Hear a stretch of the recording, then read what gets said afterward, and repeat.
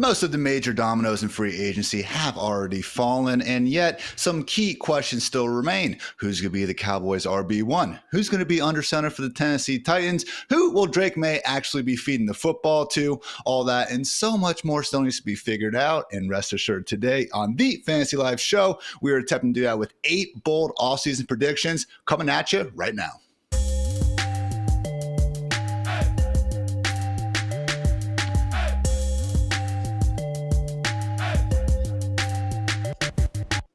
It's the Fantasy Live Show presented by the fine folks over at DraftKings. Your boy Ian Hartitz here, joined by the one, the only Matthew Freedman. Freedman, how's free agency been treating you? It's good. Been putting out the blurbs while you've been cranking out the articles, looking at the skill position players and where they've been signing and what that might mean for 2025 fantasy and beyond. So it's been an interesting free agency period in that a lot of stuff happened before free agency even started. And then here we are recording this on Thursday, and it feels like almost nothing happened today. But then that gives us the opportunity to dive into some of the minutia of maybe like what hasn't happened, right? Like what teams haven't signed a running back. So we'll start to dive into that.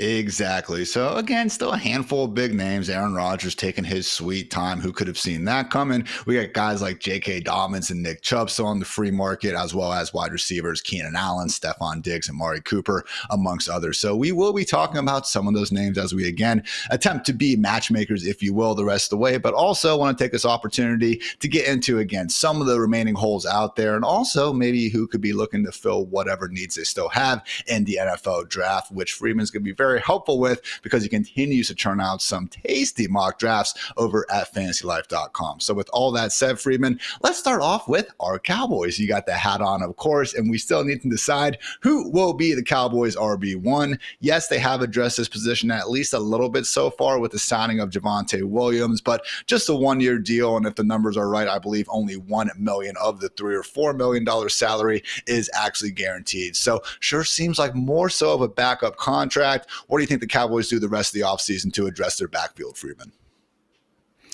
Well, Jerry Jones told the world that he wanted to draft a running back whenever he literally said, we are high on year. He basically said we want to draft a running back when he signed Javonte Williams to a 1 year, as he mentioned, $3 million contract, which like Javonte Williams is the kind of player you sign for that kind of contract whenever you basically just want to get young at the position through the draft. And I'm looking at the guys available for months. Ashton Jeanty has been the guy that has just kind of been circled like in red with an arrow pointing towards the Dallas Cowboys in mock drafts. But now Ashton Jeanty, I think there's a chance he goes in the top 10, potentially as high as number 6 to the Raiders, which means that the Cowboys are going to get a running back in this draft. Maybe they stick at number 12 and they take Omari and Hampton. Now, Hampton dominated at the combine. I thought was super impressive coming in at 220 pounds, 221 pounds, running a 4.46. And he was impressive, I thought, in college at North Carolina. There will be people who will be like, I can't believe the Cowboys are drafting a running back in the first round, and they're not even getting the best running back in this class. It's like you went full Zeke, and then you didn't even get Zeke. But I think Hampton is actually pretty impressive. He feels like if you look back at 2007 and you see Adrian Peterson going in the top 10 and then Marshawn Lynch going at number 12. If you look back just a couple of years ago and you see Bijan Robinson going number 8 and then Jahmyr Gibbs going at number 12. This feels like it could be a similar situation. There have been reports already that some teams actually do have Hampton as the number 1 running back in this class ahead of Ashton Jeanty. It would not be a surprise if the Cowboys don't end up getting Jeanty and they have to settle for Omari and Hampton, and he actually maybe ends up being the better back of the two. So Hampton, I'm trying to kind of talk myself into it as a Cowboys fan. I don't really want them to draft a running back in the first round. This is a pretty big running back class. There's talent to be available on day 2, maybe even in round 4. So I kind of hope that the Cowboys wait a little bit, but I'm going to project in my next mock, I'm going to have the Cowboys taking Omarion Hampton out of North Carolina. Honestly, don't have to look back any further than the last time the Cowboys used major draft capital on a running back to see what maybe could have happened if they had waited. Obviously, using number 4 overall pick in the 2016 draft on Ezekiel Elliott instead of Jalen Ramsey. And, oh yeah, that one guy, Derrick Henry, ended up going at the top of the second round instead. So, again, certainly wouldn't be the first time where, again, we as kind of a community had a consensus RB1, only to figure out that, yeah, the RB2 or even RB3 out there also still very good at ball. So, love the call on Hampton. He certainly is deserving of being the overall RB2. And man, again, that athleticism, particularly when you do add on the weight, truly is remarkable. If you want to look at his RAS score, relative athletic score, if you will, he actually ranks 14th out of over 1,900 running backs in their database since 1987. So again, even if Jeanty is your favorite, Hampton's not finishing too far behind him. Freedman, if the Cowboys do decide to address that offensive line, though, maybe at pick 12, certainly is a situation where coming off last season, PFF's 25th ranked group, and that was before Zach Martin retired, it would make sense if, again, they kind of focus on the line of scrimmage in round 1. Is there anyone kind of sitting in that round 2 range that you prefer? Because they do have picks 44 and 76 overall, and got the pair of Buckeyes running backs. We got Caleb Johnson. Like, again, I understand Jeanty and Hampton really are kind of in a tier above the rest of these guys, but does anyone else stick out? Because, hey, you know, Columbus, Ohio bias firmly on the table here. I do feel like Quinshon Judkins could be someone where if you want to sign up to give him 20 plus touches a game from the second you sign him, I do think he can handle it. Yeah, I would say we have on the site the running back rankings that Thor Nystrom has. And he has Judkins at number 5 behind Caleb Johnson at number 4 and Travion Henderson at number 3. I feel like any of those guys I would be totally fine with. Henderson, I won't say he's smaller, but he's smaller than the other guys, 202 pounds, but still athletic and productive in college. Caleb Johnson, you know, more of a you know, quote unquote bell cow type of runner, 224 pounds. Judkins, a similar size, 221 pounds, but also great athleticism, a 9.9 RAS score. So Judkins, like of the 3, he feels like the one that is the most workhorse-ish. But really, if it were Caleb Johnson, I don't think that would be a massive mistake. Travion Henderson, because he's smaller and doesn't feel like a full workhorse, he would be the one that I'd kind of question the most if they got him on day 2. But at the same time, like, there have been smaller runners who have actually been really good in the NFL, you know, like Jamal Charles, for instance. So I wouldn't really hold it against him too much if they went with him, but I would expect them to go with more of your bigger bell cow type of back.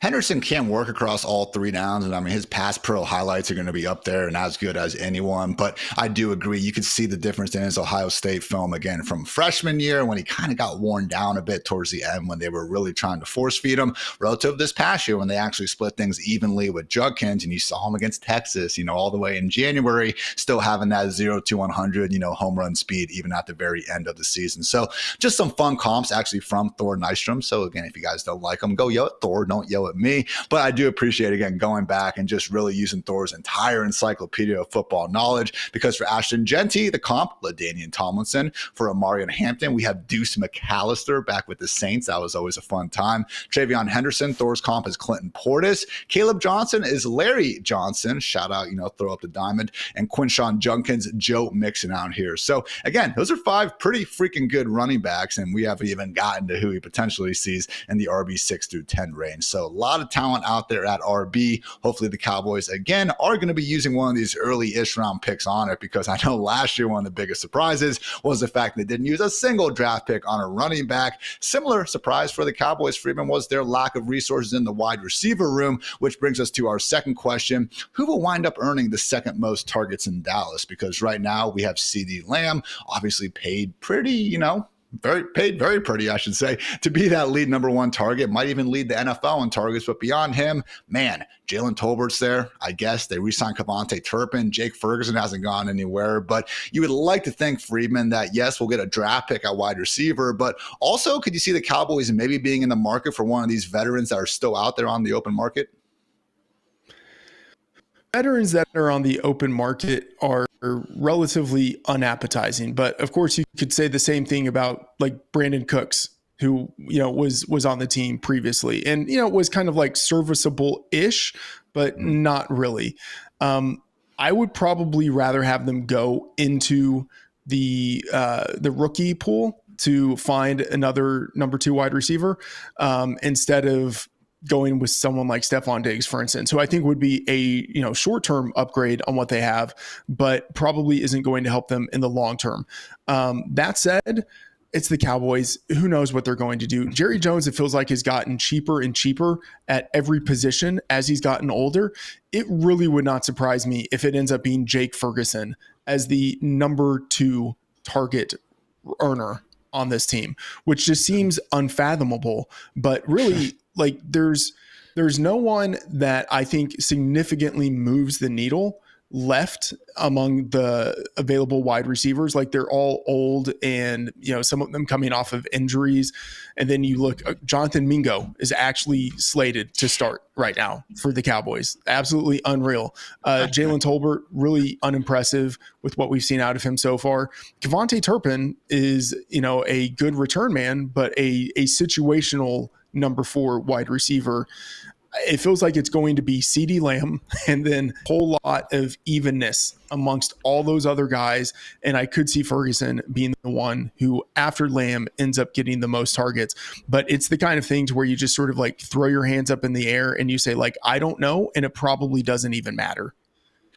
I do wonder if we get a bit of a post kind of hype bounce back from Jake Ferguson, because he was someone last year regularly going, in that kind of top 10, top 12 mix of the position. And I know didn't exactly live up to those expectations, but had a grade 2 MCL sprain, in week 1, basically was trying to play through that during the rest of the season when Dak was healthy, has another concussion in November where he was trying to get, on the same page as Cooper Rush. Obviously, offense wasn't putting out great numbers by that point in the season for the most part as it was. So Jake Ferguson, again, not special, but how many tight ends really are going to be needle movers outside of, the Bowers and Trey McBrides of the world at this point anyway? So once again, you just start kind of go roster by roster and trying to project these targets. I do think, ASAP Ferg is going to be up there. Certainly have seen him, hey, make plenty of plays happen. Had the 3 touchdowns in that horrible Cowboys lost the Packers in the wild card game a couple years ago. But as we know, Dak Prescott has never seen a seam ball that he doesn't believe he can complete. Jake Ferguson usually is the other guy at the end of that. But Freedman, man, I was hoping you bring up the reunion here, man. Nothing gets me, just happier than seeing 2 players or a team and a player get back together. And Amari Cooper is still sitting out there. I know that 4th round pick that they got for him, ended up getting him Jonathan Mingo. So that wasn't very cool at all. But hey, he's free at this point in time. I think it sounds like $5 or $6 million. If that's getting DeAndre Hopkins, I imagine that's getting you Amari Cooper. Like, why not bring him in at this point? Because you have the chemistry. And again, look, the bar is Jalen Tolbert right now. Okay. I know Cooper's not what he was 3 years ago, but I'd like to think we can beat out Jalen Tolbert here. Amari Cooper is a great call. Brain doesn't even want to go there because I still feel like the trauma of the Cowboys trading him away to clear up cap space and nothing good happening from that. So I don't even want to entertain the idea of Amari Cooper returning to the Cowboys. It hurts my heart too much.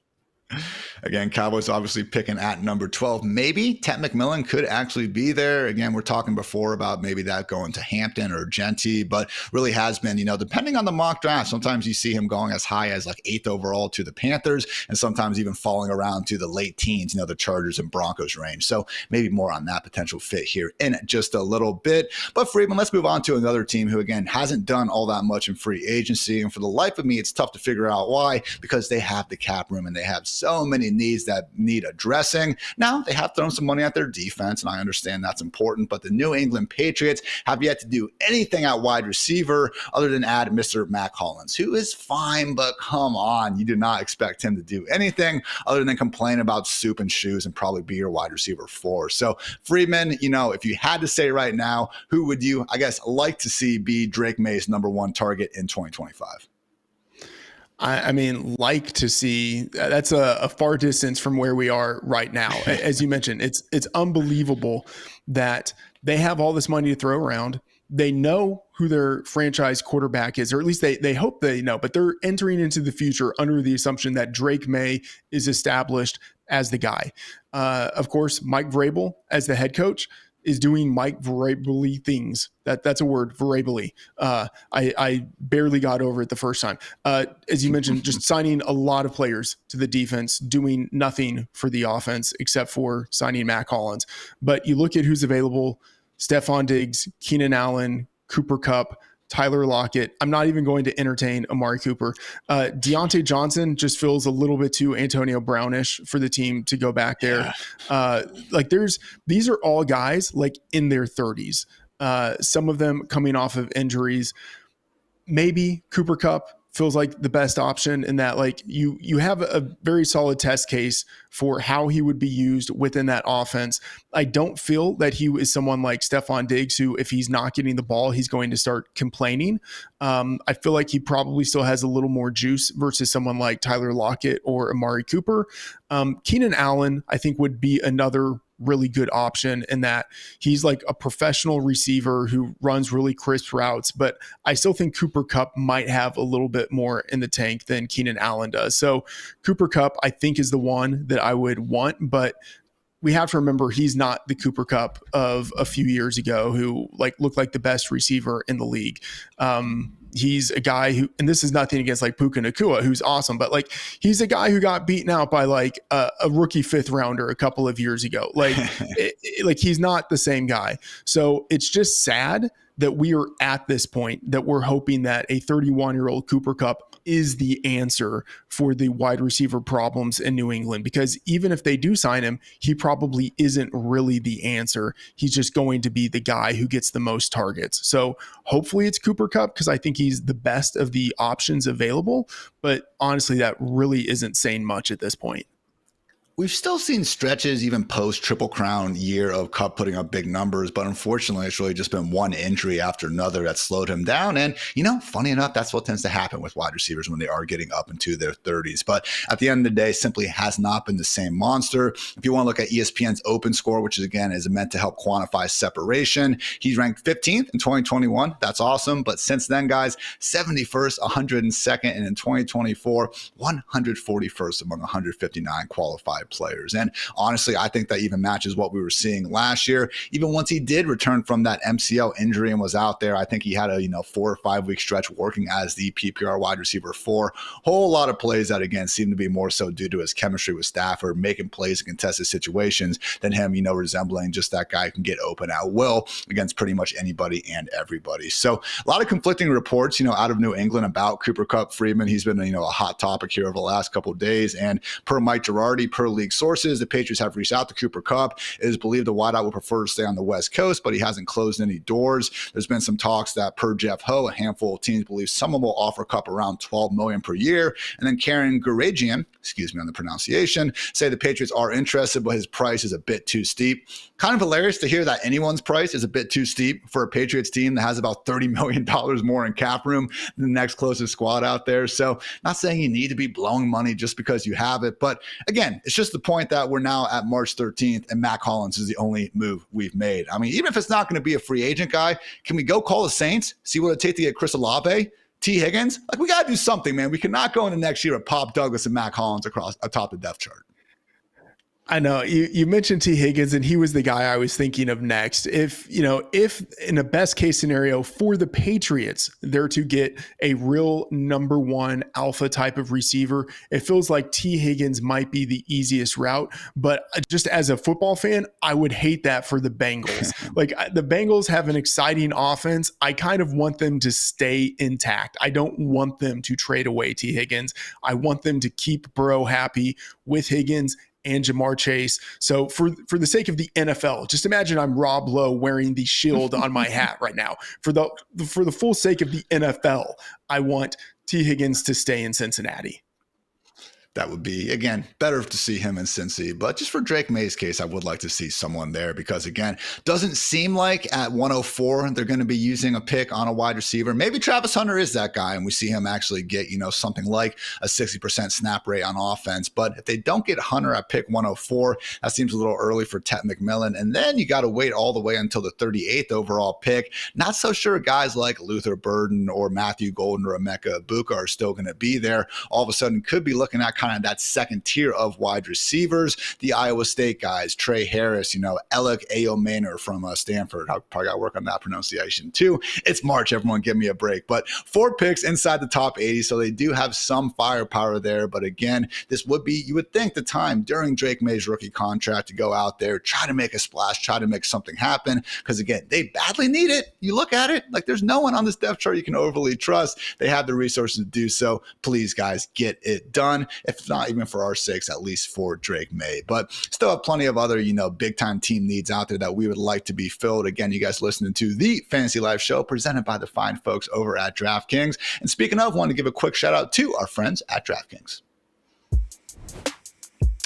Who's scoring big in the NBA this season? You are, with all the new ways to get in on the action with my partners at DraftKings Sportsbook. From Monster Slams to Dishing the Rock to Cleaning the Glass, get behind your favorite players and the prop bets you can make on DraftKings, the home of NBA player props. Here's something special for first timers. New DraftKings customers bet just $5 to get $150 in bonus bets instantly. Take it to the rack with DraftKings Sportsbook. All you have to do is download the DraftKings app now and sign up using promo code Fantasy Life. The crown is yours.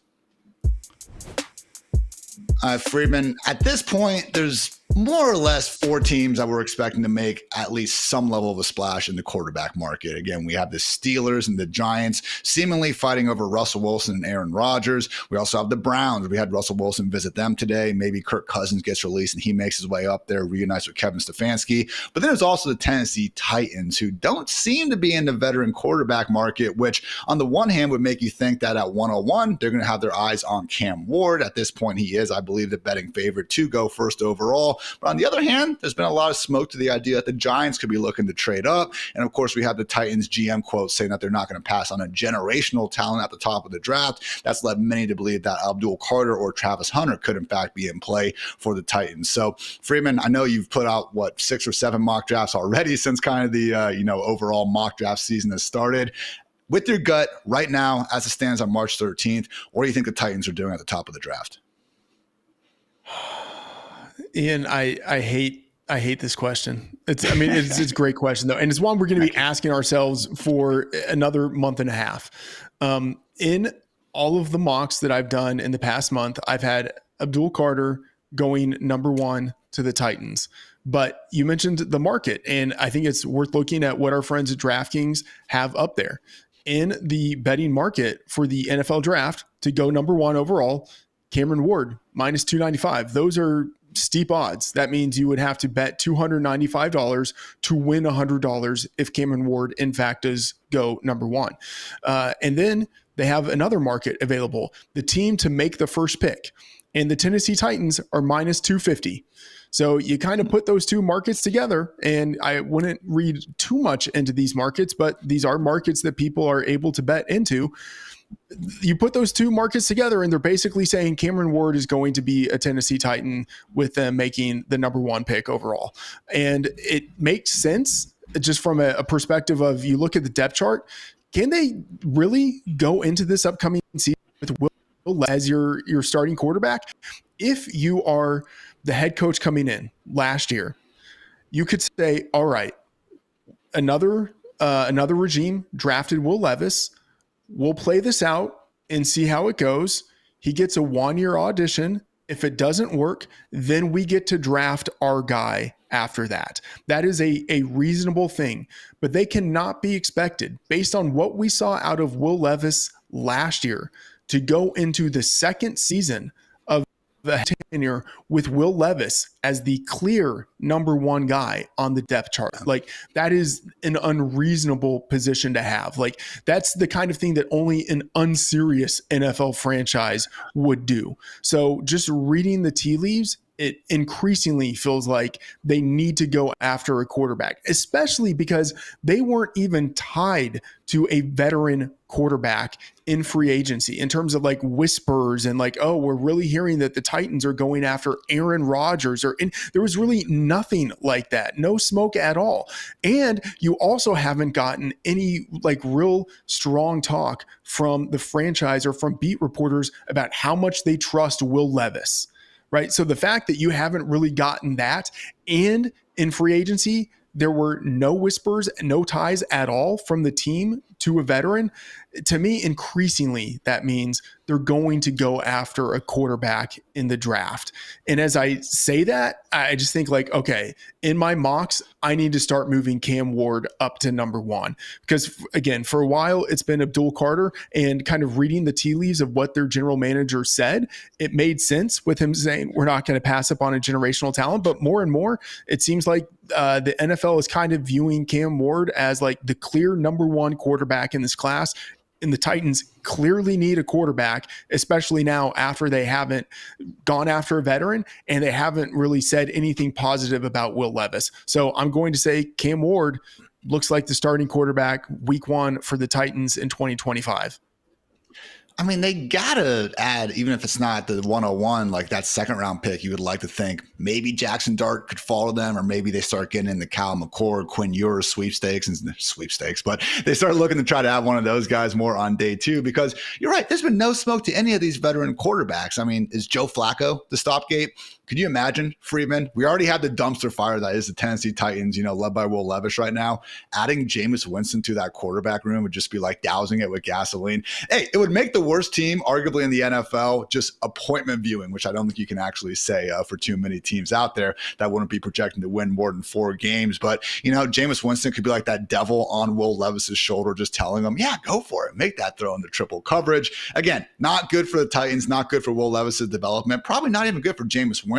But for America, man, sign me up for that 8 days of the week. But with Cam Ward, again, I have gotten to look at basically just Cam Ward, Shedeur Sanders, and Jackson Dart as I've started to try to climb through some of the film. And I do think it's, fairly easy, even for a novice like myself, to see why Cam Ward is getting, basically just consensus QB1 treatment at this point, because he does, try to go ahead and work through his progressions when given the clean pocket, and he has all the arm talent in the world, not just in terms of that arm strength, but arm talent, meaning he can drop the ball in the bucket, also throw from multiple arm angles. But then the play breaks down, and that's when you start seeing the highlights that I'm sure most of you guys are familiar with from Cam Ward in the first place. But again, it's that balance, because some of these other guys, Jackson Dart doesn't have that same ability to get outside the pocket and make those crazy plays. I saw the one against Duke. Okay, you can get a play or two, but just not on the same level of Cam Ward. And then with Shedeur Sanders, again, it's just a situation where he doesn't have that high-end athleticism. Ironically enough, being Deion's kid, you think he might, or the same arm strength as Cam Ward. So again, if you had to try to tab someone in this draft just because of the physical tools and what they can do as the number 1 quarterback, I do think Cam Ward makes a lot of sense. And he's also just really fun to watch, Freedman. I mean, he plays like the coolest guy on the field. One of my comps for him was like, just like if we're going back like the 70s, and like watching one of those TV shows, like he's the high schooler, like smoking a cig with sunglasses on, just, in the corner. And you're like, man, I want to be that guy. So the thing is, though, with Cam Ward and honestly all these rookies, does any of them stick out to you as actually people would be excited about in Fantasyland, Freedman? Because it seems like the only guy that actually runs around enough to like get our attention would be Jalen Milroe, but doesn't really seem like he's going to be, giving a chance to start in 2025. I think Cameron Ward could be better in fantasy than we might expect, because I mean, think of like Justin Fields, where in college he wasn't really much of a runner. He really kind of developed that a little more in the NFL. And I think potentially we could see something like that with Cameron Ward, where he can pick it up a little bit as a runner in the NFL. We know he's got that capability. We saw it in college. Maybe he leans into it just a little bit more once he gets into the NFL. But I think he's also got the passing ability as well. So Ward would be intriguing to me, but he really is the only one.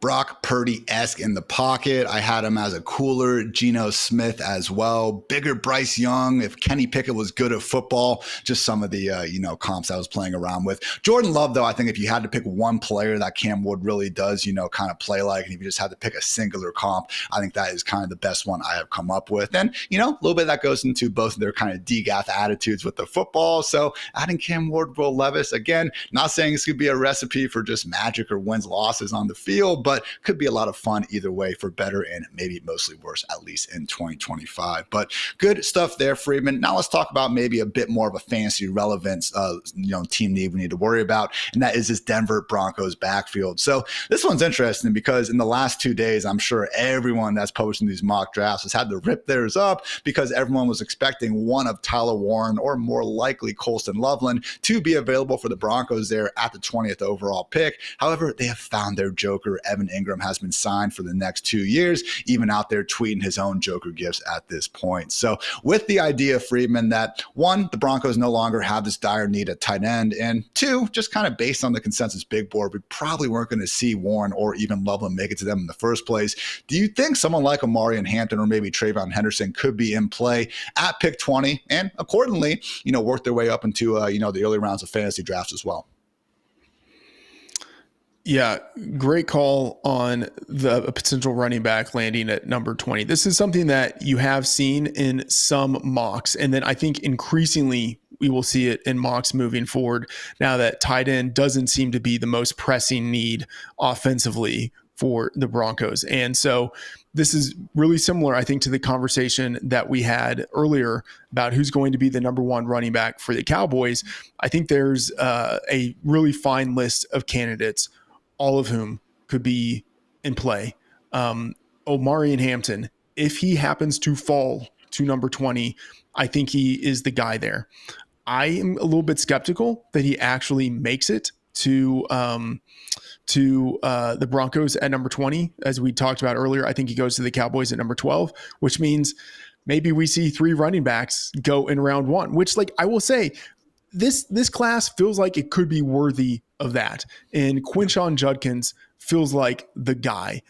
Because he, like, the comp Joe Mixon is what Thor made. Like, Judkins, I think he has it. I think he has the 3-down capability. Think of Alvin Kamara. And I'm not saying Judkins is Alvin Kamara, but if there's a guy who has good size, good athleticism, and can catch the ball, we have seen Sean Payton make great use of that within his system. And I think Judkins could be a guy like that. So assuming Jeanty goes in the top 10, assuming Omari and Hampton is off the board to the Cowboys at number 12, I think Judkins is a really fine option for the Broncos at number 20. This is all under the assumption that teams are willing to draft running backs in the first round. And generally, I don't think that's good practice. I think there will be guys available on day 2 who could fit the bill here. And who knows, maybe Judkins falls to day 2 and the Broncos get him there. Maybe it's Caleb Johnson on day 2 or Travion Henderson. So one of those 3, but Judkins feels like he would be a great fit within that offense because, again, we've seen Kamara, we've seen pass catchers within that system with Sean Payton, and Judkins is a big-bodied guy who's athletic and can catch the ball. I think he could fit in really well there. Again, not quite Kamara or CMC-esque as a receiver, but how many running backs even are at this point? You did see him at least have the ability, though, to have those soft hands and, again, catch a reasonable pass and run some routes that are actually downfield. Obviously leaked out and scored that touchdown to Natty against Notre Dame, ran a nice sail route to put OSU up late against Nebraska, ended up catching, again, 59 passes over the course of a 3-year college career, which, again, in college, particularly playing, on Ole Miss and Ohio State, two programs that certainly have plenty of firepower out wide receiver, didn't necessarily even need to involve the running back in the passing game, telling that, again, Judkins was able to get as much production as he did. So would love to be able to get him, Freedman, in my point per stiff arm leagues, because this dude is violent as a runner. Really does remind me a little bit of Marion Barber from back in the day, RIP, but one of the most fun runners to watch, at least in my lifetime. So would be a lot of fun to see Judkins make it there. But you really hit the nail on the head, first of all, with what Sean Payton does with his running backs, because even in Denver, over these last 2 seasons, all right,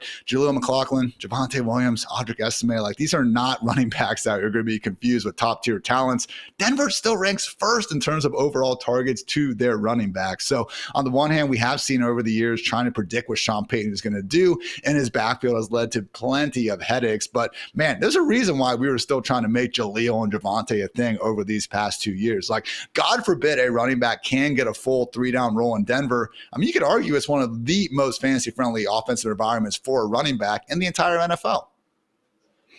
Yeah, absolutely. Because it's also an offense that is quarterbacked by Bo Nix, who is, like at best, the middle class Drew Brees.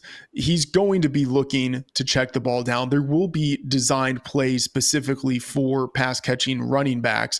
And, as good as Bo Nix was in that system last year with Sean Payton, I don't think anyone's going to confuse him for the quarterback that you're going to want to drop back a ton and really funnel the offense through him. I think this will be an offense that probably at its best does rely pretty heavily on the backfield, obviously in the running game, but then also in the passing game. So as good as Bo Nix is, I think the backfield is really going to be what this offense is predicated on, which means it can't be Jalil McLaughlin. It can't be Audric Estime. They have to get a running back in the top 100 picks this year.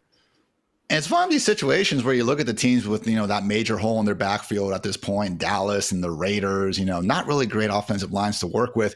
PFF actually graded this Broncos group at the end of last year as the second best offensive line in the entire NFL. So it came with the caveat that they were better pass protecting than they were running. But you also look at Broncos running backs as a whole, 28th in yards after contact per carry. So again, maybe we saw a flash here and there, but really wasn't too much happening from Javonte and company in 2024. New juices needed out of that group ahead of 2025. Similar sentiment is true Freedman over with the Chargers and their tight end room. Again, these were kind of the two areas that we were looking for. Evan Ingram, perhaps a Mark Andrews trade. If you wanted to roll with that, I wouldn't hate it. But again, a situation where the Chargers and the Broncos have a young quarterback who we believe in and have just a really big hole at tight end and a good offense where, again, we were hoping to see some land and accordingly rack up plenty of fantasy points. So as it stands right now, we just had Stone Smart signed somewhere else today. I should know where it is. I'll look it up in a second. Leaving the Chargers with just Will Dissly on their depth chart, more or less. So Hayden Hurst is still a free agent. Maybe Gerald Everett is the next Charger to, take that Mike Williams reunion pack and get going. But I also know Freedman picking 22nd in round one. It makes all the sense in the world if a certain Michigan man is available for Jim Harbaugh to go ahead and reunite there. Yeah, and I would say knowing where Stone Smart signed is one of the things you should not know. It is a normal human thing not to know that. So congratulations on having that little bit of normalcy in your life. This makes me think of the Nate Bargatze, SNL, George Washington. Nobody knows. 3 feet in a yard. Of course, 5,280 feet in a mile. How many yards in a mile? Nobody knows. No one knows. Right? You look at the situation with the Chargers and their depth chart. You look at Will Dissly and you think they cannot possibly go into a season with Will Dissly as the number one pass catching option. But they kind of did that last year. Maybe theoretically they could do it again. But Ian, you mentioned it. The math kind of checks out here of this is a great tight end class. And the Chargers did not sign a tight end in free agency. It feels like they are signaling, hey, we're open to taking a tight end who's a rookie this year. And you look at Daniel Jeremiah, who I think is one of the best draft evaluators in the industry. You look at the top 50 big board that he has, and he has two tight ends in the top 10, right? Tyler Warren and Colston Loveland from Michigan. And it just makes so much sense for the Chargers in a good tight end rookie class to address that position. At number 22, they have a shot at a guy who Daniel Jeremiah has ranked in the top 10. So they're already getting some inherent value there. And then, of course, you have the Michigan man connection between the player and the coach in Jim Harbaugh. So I'm going to say it's Colston Loveland. And he's not to be confused with Tyler Warren, who is just a different type of player. But Loveland is a complete tight end. And I feel like he could develop into a Kittle-esque type of player where he's a good receiver, but he could also be a very good inline player who does some dirty work along with the offensive line. And I feel like that's the kind of player Harbaugh would want for his offense. So I'm going to say Colston Loveland, and maybe it takes him a little bit of time to develop into a strong pass catcher, but I think he would get a lot of playing time right away. And I could see a situation where it's year 2, year 3, and he's, one of the top 6, top 8 tight ends in the NFL.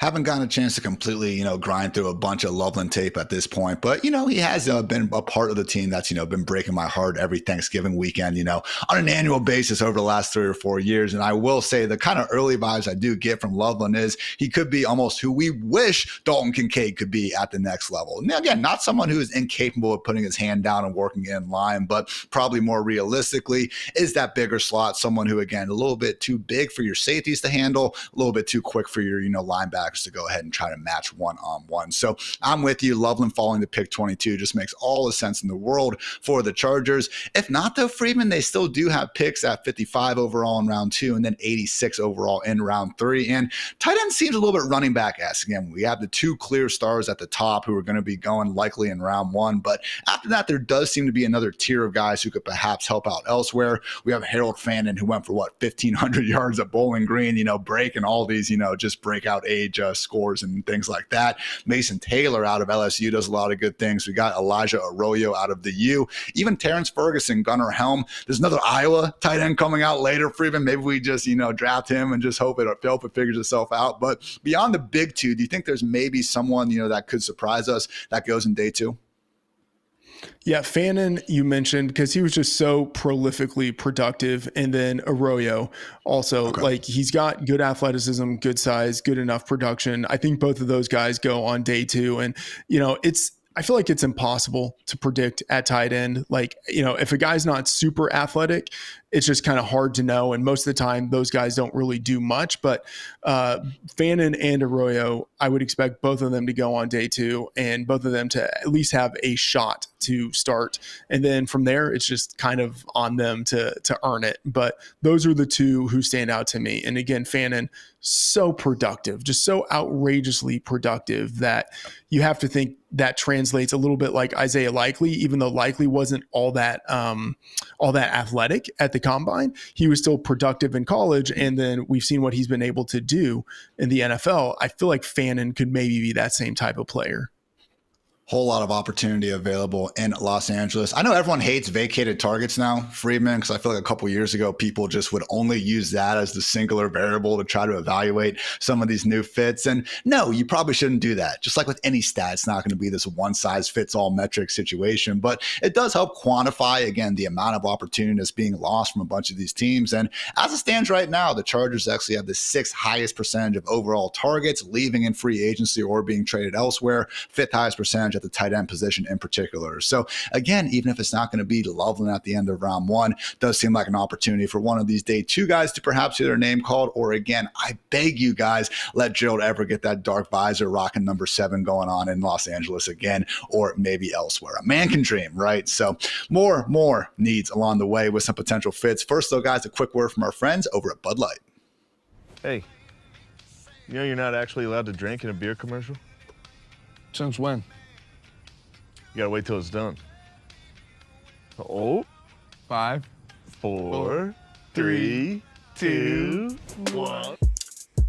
All right, Freeman, another offense that hasn't, gotten better. In fact, they've gotten worse here in terms of the pass game weapons. It is the Seattle Seahawks. DK Metcalf is now a member of the Steelers. Tyler Lockett sitting in free agency, leaving Jackson Smith and Najigba basically being that Will Smith meme, standing there all alone. So we still have Noah Fant, AJ Barner in their tight end room. Maybe Jake Bobo is going to be a thing, but my goodness, man, is looking bleak. Again, you're in a kind of a bad spot when your fan base is starting to convince themselves that Marquez Valdes-Scantling is actually a pretty good fit for your roster. So I know he and Clint Kubiak had a nice little second half of the season. We got Sam Darnold who can do, some of the similar play action deep shots that Derek Carr is with. So fine, MVS, you can run your gassers on the outside, but there should be, Freeman, another big, just step here to help improve the wide receiver room. The Seahawks are picking at 18th overall, certainly could have their chance to get an Emeka Ibuka or Matthew Golden type, but also have 4 more picks inside the top 100. They're picking 50th, 52nd, 82nd, and 92nd. So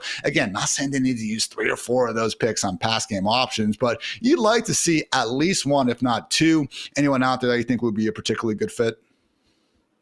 Well, I mean, the number 1 read on every play for the Seahawks is going to be Jackson Smith and Jigba. And then he will also probably be the number 2 read, the number 3 read. But after him, maybe they'll throw the ball to Noah Fant. Speaking of Iowa tight end, and a man can continue to dream, I've held on to the Noah Fant dream for like half a decade, which has probably been like 3.5 years too long. Maybe finally Noah Fant emerges, has that glorious year 7 breakout, and becomes the number 2 pass catcher on his team. But realistically, that should not happen. For a healthy, functioning offense, Noah Fant probably should not be your number 2 option. The same thing with Marquez Valdes-Scantling, although I will say that was a glorious like final 6 weeks of the season. Like no Chris Olave, no Rashid Shaheed. At the end of it, no Taysom Hill. It's like, who are they going to throw to? Well, I guess he'll throw to the one guy who's still standing. So maybe Marquez Valdes-Scantling does a sort of like passable, I'm sort of big and sort of fast and I can run deep, DK Metcalf type of impersonation. Like, I think that's the function he's going to play within that offense, but he's obviously not going to be as nearly as impactful as DK Metcalf was. So they have to, at some point, take a wide receiver in the top 100 picks. And picking at 18, I feel like they should probably still address the offensive line, because as bad as the wide receiver unit is, at least you have Jackson Smith and Jigba. Like, at least you still have a guy that you can look at and say, all right, he's like a verified number 1. We can count on him to have a really good shot of getting 1,200 yards. You look at the offensive line and it is just like, it's naked.